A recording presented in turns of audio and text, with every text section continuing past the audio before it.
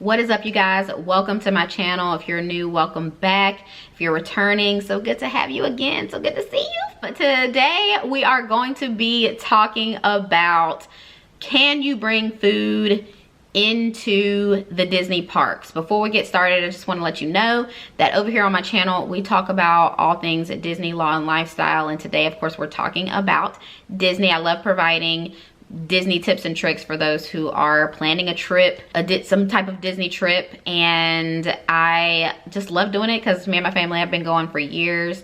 I also used to be a travel agent specializing in Disney destinations, so I know quite a bit because I was trained by the Disney company to do that, and so I love sharing my little tips. And so today we're going to be talking about, have seen this question float around a lot, talking about bringing food into the parks. Can you?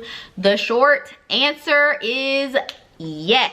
You are allowed to bring food and non-alcoholic beverages into the parks. You know, let's just be honest. When you go to Disney food can be very, very expensive, and if you can alleviate that in some way, if cost is an issue for you of some sort, then you might want to consider bringing like snacks or whatever, or I mean, shoot, you could bring maybe sandwiches, whatever the case is. It really is a good way to save money when you are going to Disney. I actually have a whole playlist on my channel if you want to check out about saving money at Disney. I will link it up above here so that you can check that out. But this is definitely a way that you can cut down on costs, especially if you have like little children and you know, they tend to get hungry throughout the day, but you don't want to buy, you know, some $10 snack or something, or whatever the case is. I mean, some snacks are not that expensive, but I'm just saying,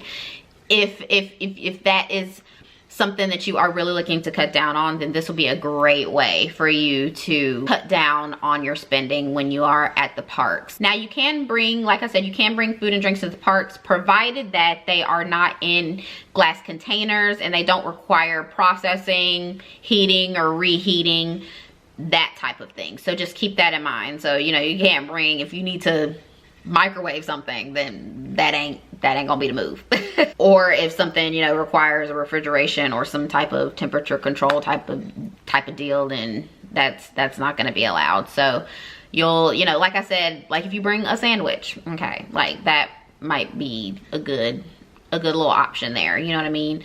Or just, you know, small packaged snacks, you know, like I mentioned, to make it easy to open on the go, you know, or whatever the case is. That's kind of what I think of. But, you know, just as long as it, like I said, you know, Disney has the rules of as long as it's not in glass containers and it doesn't require heating, reheating, temperature control, refrigeration, that type of thing, then you're good to go for whatever you want to bring as far as food and drinks. And also they say it can't have a strong odor, so there's that. On the Disney website, they do say that, you know, you might want to alert security, you know, when you are going through security and gaining admission to the parks, to let them know that you have food. But I personally have never done that. So, you know, they're going to be, if you have a bag, which is most likely they're going to see the food anyway because they have to go through your bag. So, you know, that's why I've never, you know, they'll normally see it. They're going through my little bag. So we do bring snacks whenever we do go into the parks. And so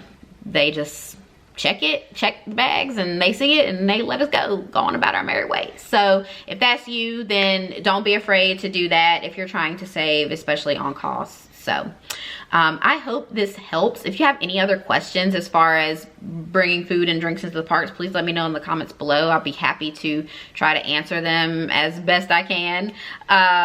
Or just if you have any other, you know, tips, things that you might have brought in that could be beneficial to some people planning their trip, then I would love for you to leave that comment below as well, so we can all share in the wealth of knowledge, okay?